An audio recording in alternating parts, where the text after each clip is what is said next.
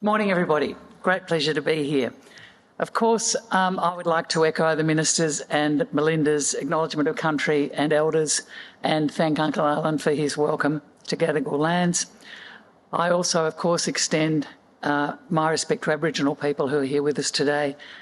And of course, I want them to know that 6 million Australians have declared that they walk with them on the path to empowerment and reconciliation. It's fair to say that the infrastructure sector has been under the microscope over the past couple of years as we emerged from the pandemic to, in many ways, a new social, political and economic paradigm. My voice is already giving out, sorry.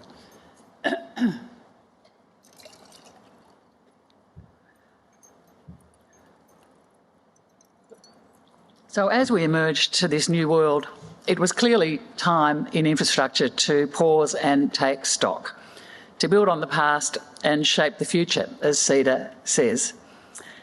Attention has focused on the hundreds of billions of dollars in those tsunami-like graphics that we're all familiar with that illustrate projects in the national infrastructure pipeline.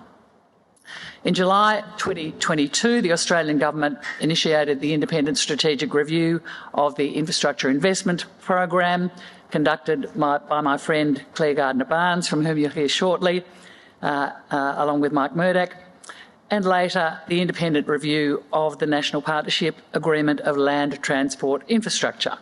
There was also the independent review of Inland Rail, about which the Minister has just spoken. The New South Wales Government also initiated reviews into its own program through a strategic infrastructure review and then a review of the Sydney Metro, and of course other jurisdictions have been reflecting on their programs. The ongoing constraints faced by the market, well documented by Infrastructure Australia's 2022 Market Capacity Report, meant such reviews were both inevitable and necessary. Demand, as we know, was and still is far exceeding supply. Everywhere we look in infrastructure construction, we see acute skill shortages and escalated costs. There is a shortfall of 229,000 public infrastructure workers as we speak. The consequences, of course, are project overruns in costs, significant delays, and construction businesses in financial stress. A critical recommendation of that Market Capacity Report was the need for governments to begin to take control of the demand within their respective pipelines, lest the market do it for them. This recommendation is something we continue to advocate for in our latest Market Capacity Report, and the Australian Government, in partnership with all the states and territories, in our view, must continue to actively manage the public infrastructure pipeline. The key element here is the need to more critically analyse and think about planning, decision-making and delivery. And this, of course, is no easy task, given the objectives of net zero and the needs and expectations of the community. As the Minister said, the role of Infrastructure Australia itself was reviewed in the last half of 2022 to consider our role as the independent expert body advising government about nationally significant priority infrastructure investments. The review and the government's response meant our mandate has been strengthened by the passing of legislation late last year, and it repositions us, as the Minister said, as a central player in the Commonwealth's consideration of its infrastructure investment decisions. And we're going to do this not only through the budget statement that the Minister just referred to, but we'll do it through a strengthened suite of products under a new governance model with 3 commissioners and an advisory council. So I'd like to just quickly talk through some of those changes. The Minister did touch on some. The famous infrastructure priority list had frankly become a sought-after kangaroo stamp kind of product endorsement, and this is now being reformed to a more practical, streamlined list of investment-ready proposals that cover the needs of the country and the priorities of government. And we're also, in addition to those annual budget statements, doing other things with to harmonise our work with the department to put us much closer to the centre of Commonwealth decision-making with its focus on productivity, livability and decarbonisation. And that's where the government clearly wants us to be. There'll also be an annual performance statement of the outcomes being achieved out of the infrastructure investment program. This has been a much neglected area to look at the benefits that are realised from the investments. And there will be, of course, as the Minister has said too, a much stronger requirement to include the emissions reduction targets in all our work and advice to government. So while we're improving our product suite, we're also taking the opportunity to better coordinate and harmonise our processes with Commonwealth, state and territory governments and work more closely with all the state bodies so wheels aren't being reinvented, knowledge is better shared and priorities better understood. So overall, IA, while still strongly independent, and that's very, very important to always bear in mind, we're now more connected to the Australian government and its needs and its priorities. The review of IA, and indeed all the reviews that have taken place, from the IIP review to states and territories looking at their own pipelines, have provided a much-needed, more clear-eyed perspective of the national infrastructure landscape. So you might ask, what's next? Well, from our last year's market capacity report, we know we're still staring down the barrel of incredibly high demand, challenges in the skills not only needed for transport infrastructure projects, but increasingly for energy and defence infrastructure. And we know there is limited capacity to address them. And by the way, don't start me on how we need to attract more people to infrastructure construction by, among other things, changing its culture, by setting a new standard and using procurement to make that step change. I have to put in a plug for the Construction Industry Culture Task Force, cultureinconstruction.com.au. Sorry, getting back to infrastructure reviews, we need to use the lessons from all these reviews to continue to work toward a more effective, strategic and stable infrastructure sector. And this is, I think, a perfect segue to our panel discussion. So I might now invite my colleagues to the stage. My fellow Infrastructure Australia board member and co-author of that Infrastructure Investment Pipeline Review, Clare Gardiner-Barnes. Come up, Clare. Australian Constructors Association President and Laing O'Rourke Director, Legal, Risk and Delivery, Annabel Crookes. And Infrastructure New South Wales Head of Strategy, Planning and Innovation, Hirsh. You've read their glittering CVs in the conference material, so we might go straight into a discussion. We're going to dig into our topics with all the vigour of a tunnel boring machine. Okay. So thank you, thanks colleagues for joining us. I might just start with a question for you all. Not necessarily talking about projects, but talking about some of the key policy or regulatory changes that either are helping or would help achieve the goals of Australia's infrastructure needs. Saeed, what do you think? I think, I guess I'll speak for New South Wales and for us. I'll speak in threes.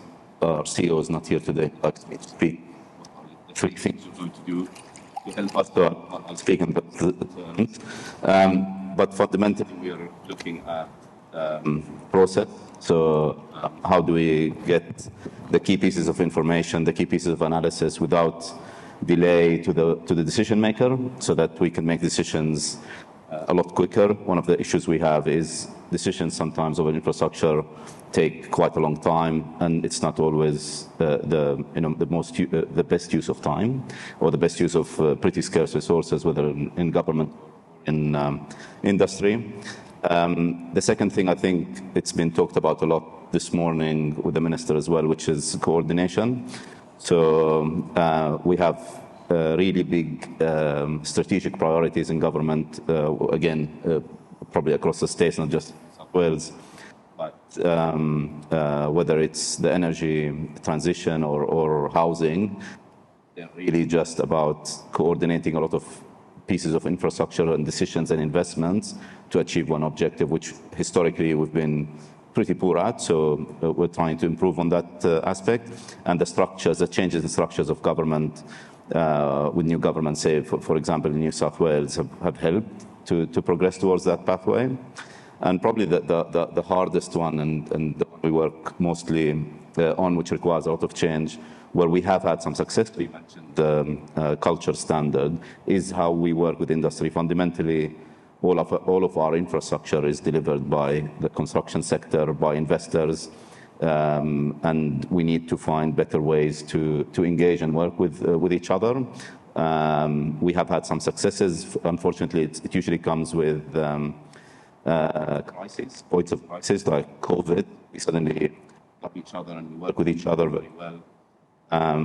But it doesn't always work that well. We've got successes in the culture area where we have very kind of joint objectives. Everybody is striving towards that.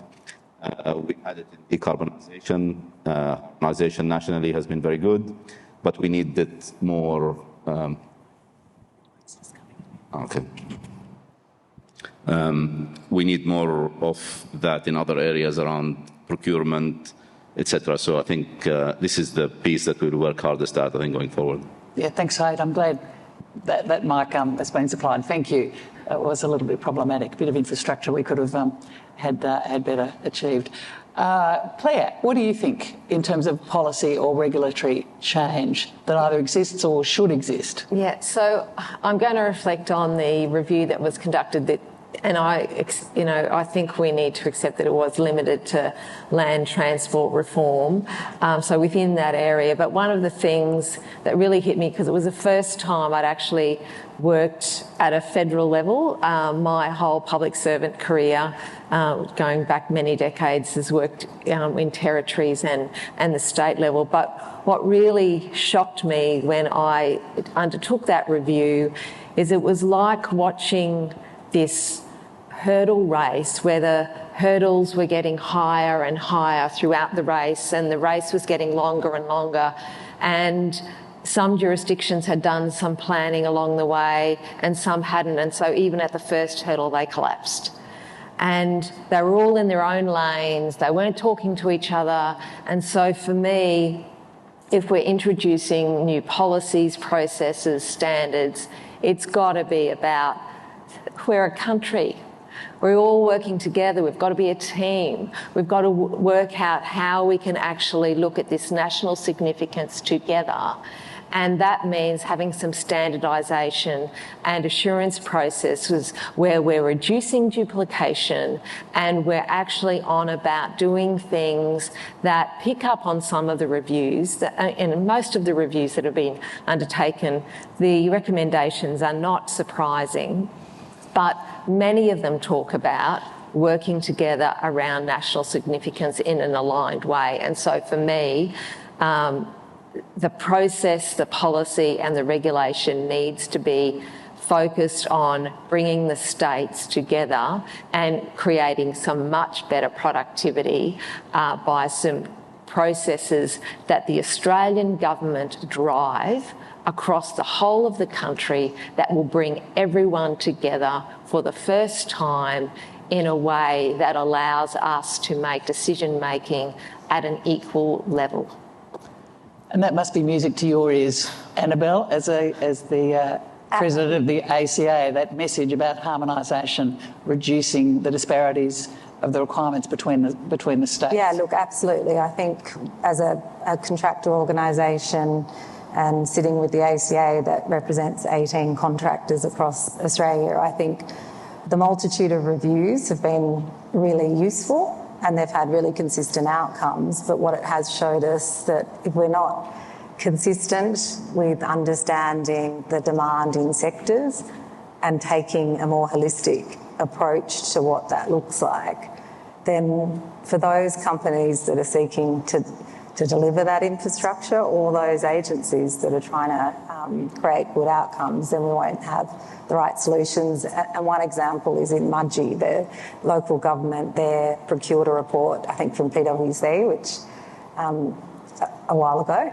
and it indicated that you've got the new energy sector coming into that area, lots of other major infrastructure developments, but no one had looked at the fact that you actually need 18 bridges to sustain the transport that's going to come into that region. So I think a place-based holistic approach is really important. I think there's one other aspect. It's really difficult for agencies or governments to make a decision about infrastructure that's not just based on capital cost. So I think there's a huge opportunity to look at value for money in a whole of life basis. So not just the inputs, but what are the outcomes and outputs? So from a net zero social perspective. So there's some work that's been done in Victoria to look at that. I think that's a huge opportunity and will really help agencies to think of things a bit more holistically. Thanks, Annabel. Clare, a question for you, just based on all the work you did with your review. I know you don't want to talk about specific projects, but what are the priority areas of investment that we really should be thinking about to lift national productivity, to really move that needle? It's tended to be that states just sort of bowl up to IA, projects that are sort of on a wish list. Some of them, the business cases are quite well executed, but really there's just not that level of cohesion when you think about national productivity and the need to increase that. Yeah.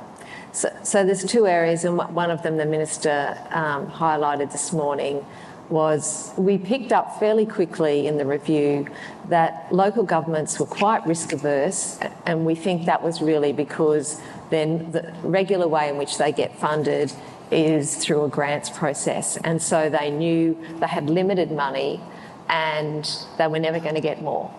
And so as a result, they didn't start a project unless they knew they could finish it. And so many projects weren't ever started because they never had enough money to actually do the work that needed to be done at local government level. And so that was a really major issue that needed to be resolved. And so one of the recommendations, particularly in regional and rural local governments that didn't have the capacity of some of the larger local government areas, they need funding to fix the roads and the infrastructure that's needed to do their job when they don't have the funding streams. So that's one. But at a much broader national level, one of the key things that I think we really need to focus on for a productivity perspective is the freight lines, the road and the rail that will allow us to improve productivity across borders. There isn't coordination between states. There isn't coordination even within states about the productivity and with different levels of government. So the coordination across government, particularly around freight, rail and road, to ensure that if you're going to invest in a corridor, you're actually going to do that in a sequenced way and a planned way to ensure that you get value for money within a coordinated approach, instead of this piecemeal approach where one local government will do this bit of the road or one state government will do this bit of the road. But to actually get the value for money, the whole corridor needs to be improved in a sequenced way. And that is simply not happening across Australia.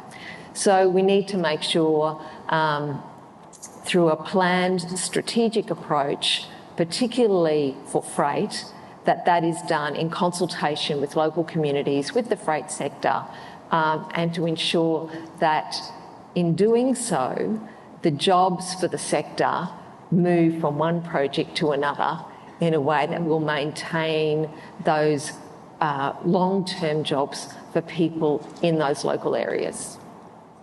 Great answer. I've got a question from the audience here. I think I'll direct it to you, Syed, to give a New South Wales perspective to it. The question is, how do we flatten the demand curve across the competing infrastructure demands, that is, housing, defence, transport, education, etc., and how can standardisation, improved approvals and technology support this? Big question.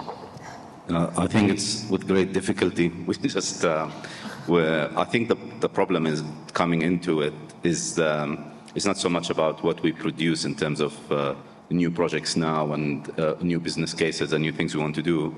The problem is we have a very long tail to finish off. So we have a lot of projects that are still ongoing. They will take a good 5-10 years to finish. So unless you actually say that the government does not invest in infrastructure anymore, you are still going to have a significant infrastructure pipeline going forward. So it's easier said than done. Yes, it's important to look at how is it that we can find better ways to deliver it, better partnerships with industry, maybe be a bit more innovative in terms of how we procure from our standard ways we've been doing so far, and do other things that can enhance the productivity of the industry. I think we're pretty well aligned with the industry on that. But fundamentally, we coming off what looks like the end of a massive transport boom. But if I look at the numbers, I still think it's got some way to run. We want to transition the energy sector, which is a pretty significant, not just from an electricity infrastructure perspective, but most of our electricity infrastructure will be built in areas that are very, very far from the port. So we need to invest a lot of transport infrastructure to get the kit into the places where we want to do renewable energy. Most of these places have no water, so we want to get a lot of people into these places to live while we do the transition. And then I'm not going to go still into housing, which also requires a lot more infrastructure to actually deliver. So unless we kind of look at better ways to deliver them, better look at the standards and some of our kind of probably overspecified aspects of how we deliver infrastructure, it's quite difficult to see a world where, at least in the next 5 to 10 years, where we've actually reduced the demand on industry to deliver the infrastructure government wants to deliver. It is a real dilemma, isn't it, for all of us? And I guess the players in the construction industry itself, in thinking about your business and the skills that you need, particularly given the transition to energy and the demand for defence infrastructure. I mean, how are you thinking about that, Annabel? Particularly, as you know, too, there's a national priority for housing.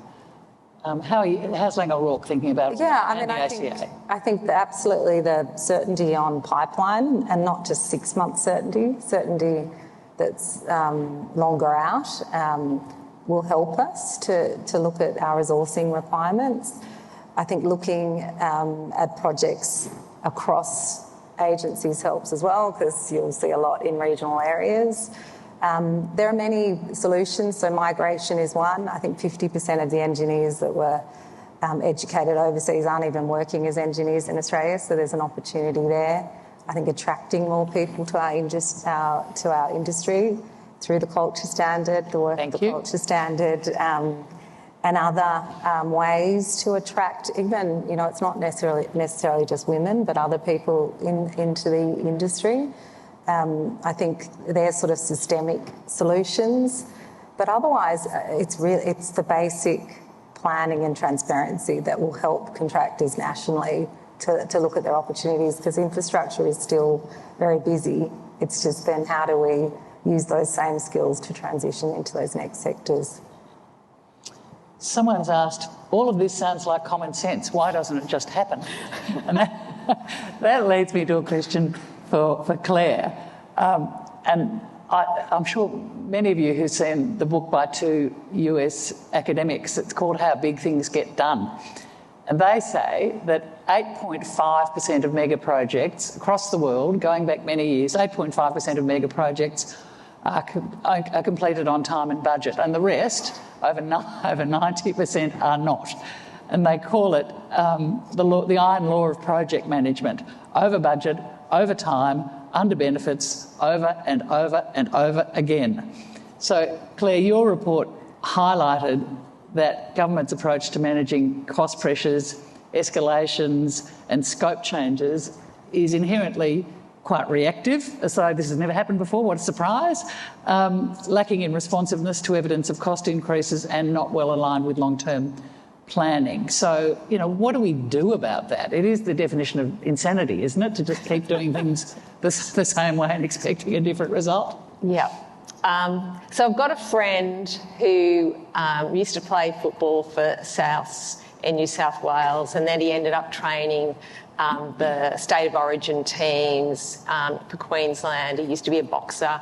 He's a real fitness fanatic, and he goes for huge bike rides.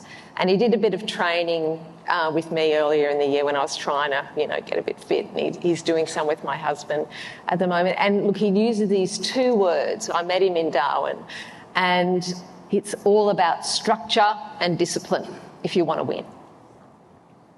Those two words, structure and discipline, and they are extremely lacking in how we approach every single review, every single decision.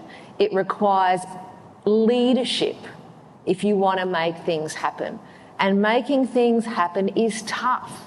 Tough decisions, hard conversations, but respectful conversations, and creating a safe environment for people to say what really needs to be said about what's going on in a project. Not that they're too scared to tell you, not that they don't want to pass up information through middle management to the higher management so no one really knows what's going on. You've got to create the culture within an organisation where people are prepared to be honest and open about what's really happening on the ground. So the culture at the local level about why you're not able to get the employees at the standard you need to, what needs to happen about that. Like, we've got really good people in this industry who have great ideas. They need to have a voice right through the organisation so that those people who are responsible and accountable for making sure that things happen deliver what the government and the industry expect them to deliver with taxpayers' money. And in order for us to do that, we all need to be transparent and open and accountable, and that needs to be promoted. Not caught on this media hype where the squeaky wheel takes all of the attention and people get really disheartened in their job and lose enthusiasm because a project that they're working on is pulled apart in media or in Parliament. And, that's happened to me in my public service career. You do get really disheartened. So it's resilience and support by your boss to be open and transparent and encouraged with that enthusiasm and the gift you've got that you bring to that project. That your boss will have your back, and you can tell the baddest of the bad that's what is really going on, and your staff will be there supporting you. So for me, it's about culture, it's about leadership, and it's about making things happen. Well said.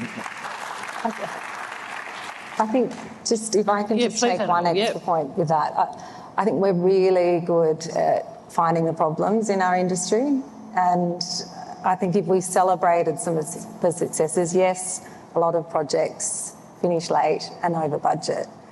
If we unlock some of the opportunities that Clare talked about, so to collaborate, there's projects like Level Crossing Removal Authority down in Victoria where you've got 5 contractors collaborating together, and I think you'll find the majority of time they're delivering on time and on budget because they're collaborating with clients. So I think let's try and celebrate the good ones and copy them. I think we should do that more often, and we need to do more with less. So from a productivity perspective as an industry, we haven't improved over 30 years. And there's small things that we can do if we're given the opportunity and we're motivated and encouraged to innovate and collaborate that can make a huge difference. So I think more with less is unlocking those opportunities from a government perspective and motivating. That's really important. Yeah, so contracting methodology is an important ingredient, yes. isn't it? Yeah. And it has an overflow to the industry culture, to the traditionally adversarial nature between client and contractor, all those things, all those chickens that are coming home to roost, I think, in the productivity levels that we're seeing on projects. So have you got a view? Yeah, I think just to add, I think I might be right. I see one of my assurance colleagues there, but I think about 70% of our projects are actually on time. So well done. Yeah. So, but probably applies the problem is it's the big ones that matter. When I see the numbers, well, first of all, we're not unique, unfortunately. So in Australia, most of my career was in the UK, and it's probably worse sometimes there. And there is just that tendency, I think. It reminds me of the global financial crisis, which is what happened is people lost context of zeros to begin with. So people were playing with tens of billions of dollars or even more in the financial sector that they became meaningless. So government kind of subsidizing banks to the tune of hundreds of billions of pounds seemed like nothing, which was actually burdened these countries forever. And the same is happening in infrastructure sometimes. People look at projects, and if they're less than $1 billion, somehow they're Mickey Mouse small projects, and it's they're actually not. Sometimes they're very difficult to execute. And suddenly, when we see projects doubling in budgets, when the starting budget is $10 or $12 billion, we still kind of carry on as if nothing had happened. And really, it's just a taxpayer borrowing money at what used to be for free at almost zero interest rates, which is changing. So ultimately we'll pay a lot for these things. I was just recently speaking to someone who'd come from overseas to be kind of a senior engineer here in one of the big contractors, and she said she was shocked by how we do certain things where in that specific country, one of the European countries, a budget is a budget, and effectively if you're going to exceed the budget, you reduce the scope. That's never going to happen here anytime soon, because nobody's going to stand up in front of a project where they reduce the scope and celebrate it. They will get the money from wherever it's coming to make sure they finish the project to the scope that was promised in the beginning, which sometimes exceeds by a large amount. But I'd go back to what Clare said, which is the culture of effectively nobody wanting to be exposed for and everybody kind of working by media. Media, unfortunately, sometimes as well doesn't give anybody a chance. So they're all trying to hide problems until they're ultimately, and they will at some point get exposed, and nobody feels safe to actually come and point out problems early on. And that goes from public service to the contractors to the politicians. And that's really the core of the problem, is nobody wants to tackle the problems when they're pretty clear up front, because they just don't feel safe to do so. Yeah, it takes a bit of courage to break the news to a minister, doesn't it, when things are going a bit pear-shaped. There's a question that's attracted a bit of interest, and I think the minister did refer to the local manufacturing agenda that the government has announced. And I might ask you, Saeed, this question, because I know it's been on your mind, particularly with the energy transmission work that's so essential. How do you think that local manufacturing agenda and the energy transition, I'll add, will impact the sector, but will impact infrastructure in New South Wales? Will it add value or will it cost? I think we probably just embarked on this, and we're starting on that. And obviously this is a priority across all levels of government now around local manufacturing. Where we're trying to get it, it's to start with, it's like everything else we do in construction or infrastructure in government is kind of the thing what needs to achieve everything. It needs to achieve cultural outcomes, local content outcomes, environmental outcomes. So it needs to do a lot of things, and rightly so. In a kind of a rich, advanced country, you would expect government procurement to achieve a lot of things. But what we want to do is obviously directed to achieve also the right things. So having a local manufacturing capability is obviously important to government. And our job at the moment, which is kind of starting, is to direct it to the way where it's not one is a massive cost impost to start with, because we do have, realistically, we have shed a lot of our manufacturing capability over the years, like many other advanced countries. Directed in the right place. We had a session, I think, just Wednesday, yeah, with industry and various state and federal government bodies around that experience here and elsewhere, around the reality of, at least in terms of kind of prefabrication and these aspects of the construction industry. And it's really, I think, for all of us in government and industry to get to a place where we're advising the ministers and so on around the best way to achieve this without, and being realistic about it, where I think, for example, everyone's speaking about prefabricated homes. We heard that's not probably the easiest thing to do, but maybe fabricating components of structures, etc., might be a very good thing to do. So it's just directing what will be scarce resources in a very good way. So we do have a kind of a manufacturing industry supporting our infrastructure and construction that is sustainable, and it's not just one hit wonder and then we subsidize it and then it kind of dies off over time as well. So I think that's kind of where we're trying to, but we are really all starting on the journey from the start.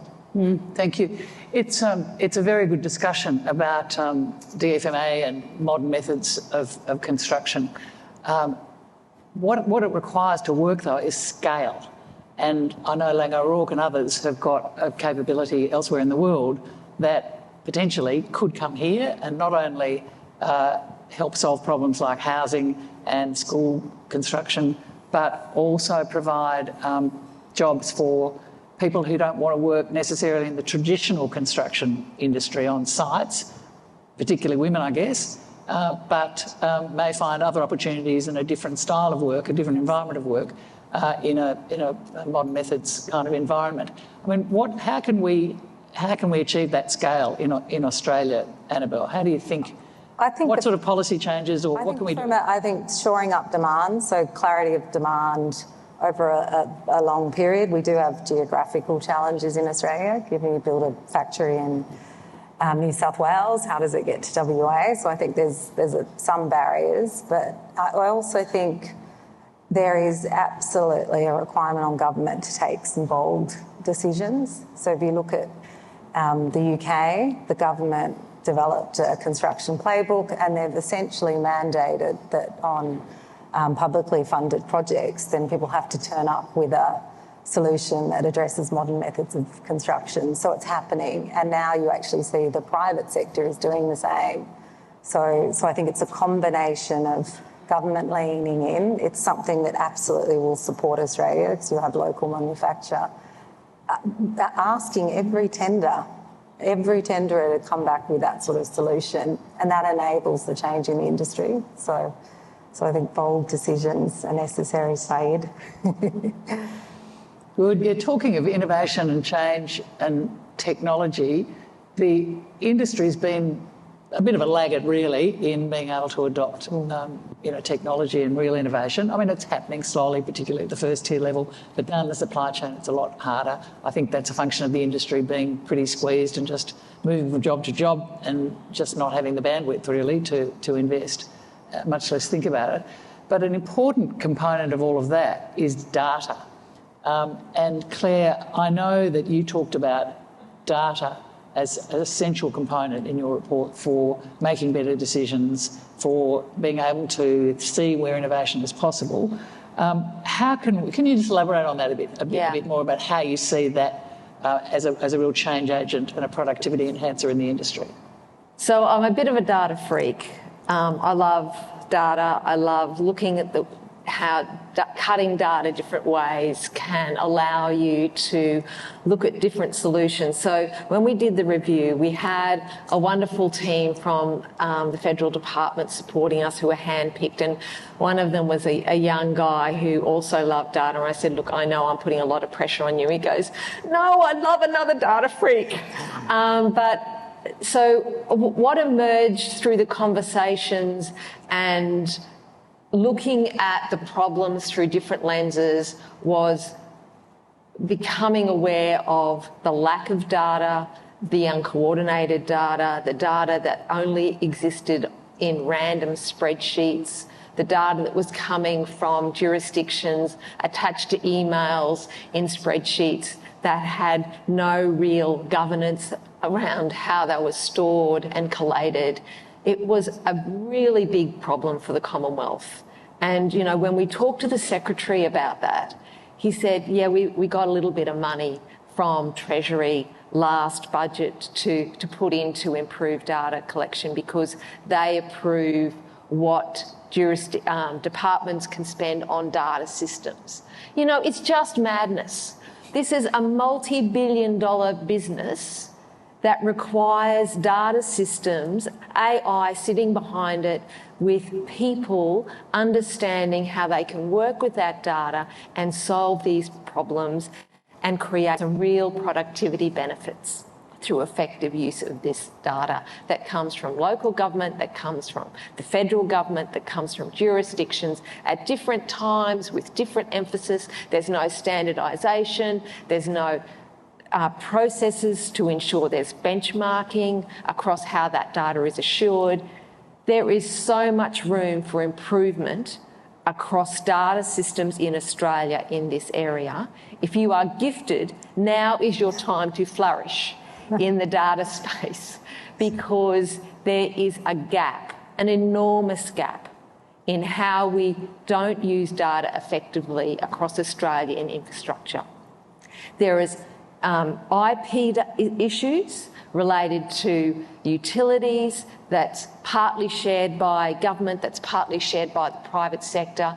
We need to get that sorted, because there are 3D opportunities here, 4D opportunities here, where we can share information about utilities and transport infrastructure and other infrastructure that is being recorded in ways that has never been recorded before. We need to make the most of that. We need to improve the way we capture that data and store that data for future generations, so every project is not recycling and redoing the same work that the last contractor did. It is crazy. And there's a lot of work that we can do at the federal level to make sure that does not happen in the future.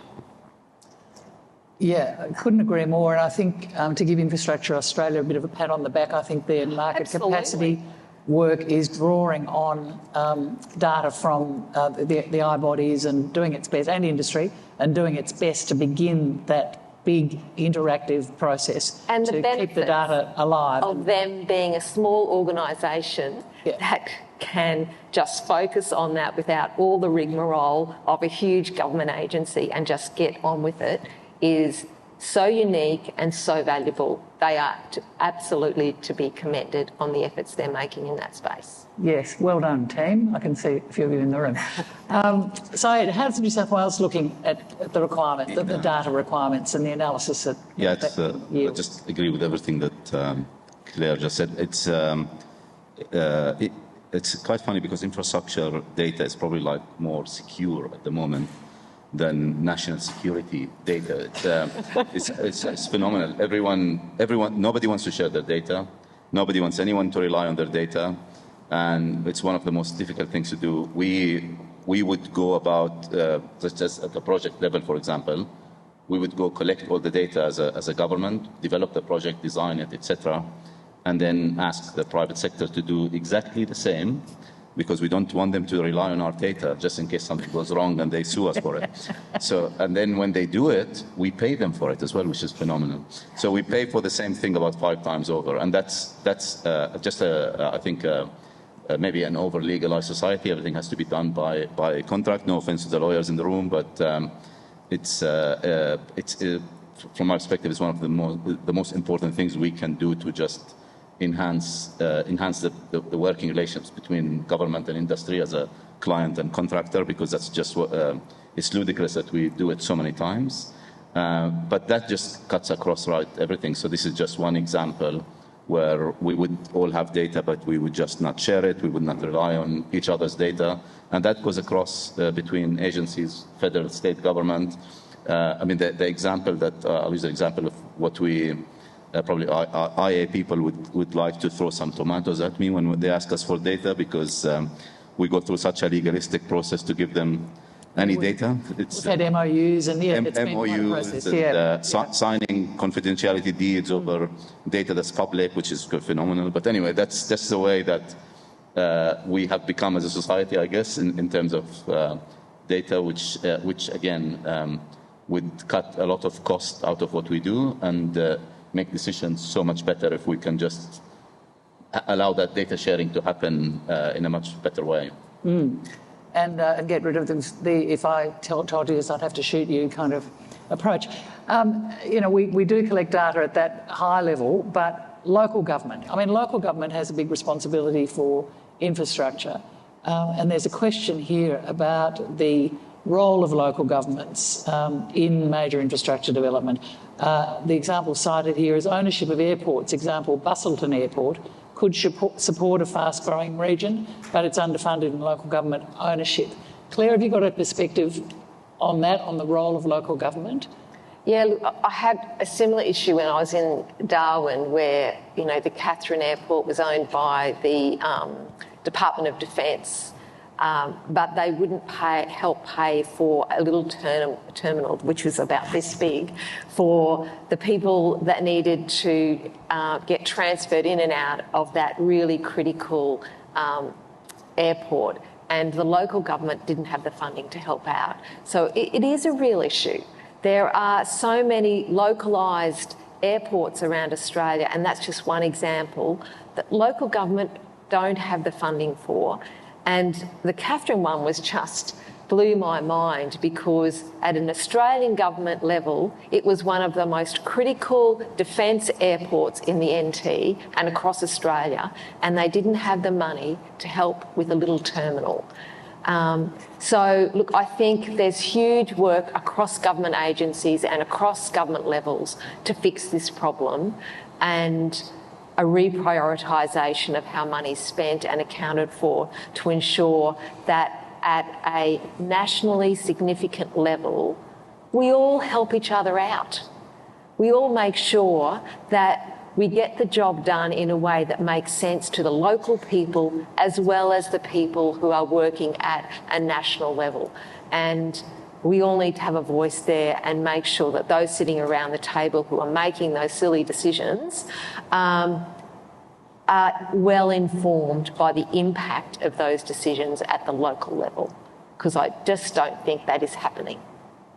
I also think there's a real opportunity. What you find is significant projects get developed within government with consultants, and then they'll go to tender.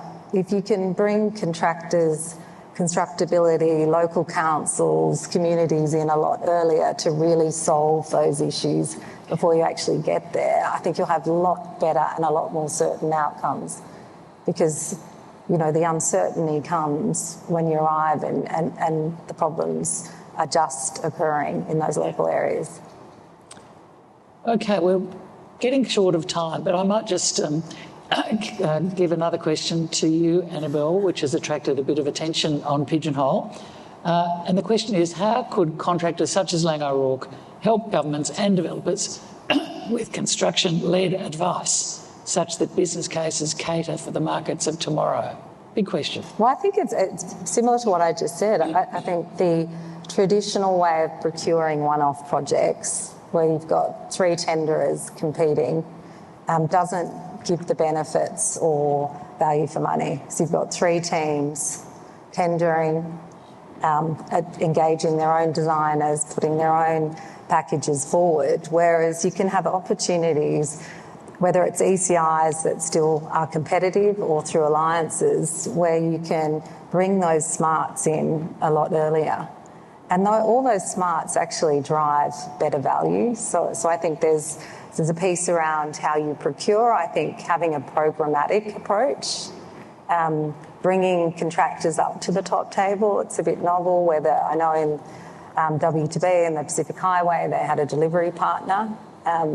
So I think there's many options contractually, but I also think the collaboration, the culture, the trust needs to really be addressed. We talked about this at a SILF conference on Wednesday. At the moment, it's very much still a them and us culture. So if we can try and break that down and actually invite all parties to the conversation earlier, it'll make a huge difference.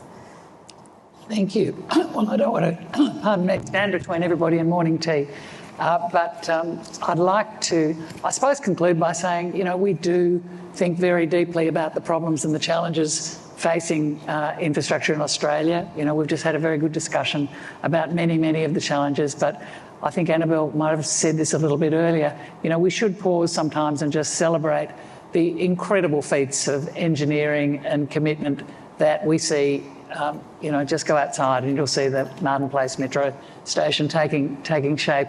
I mean, the people who work in infrastructure, both on the client side and on the contractor side and all through the supply chain, do an incredible job, and we all benefit as a community for it.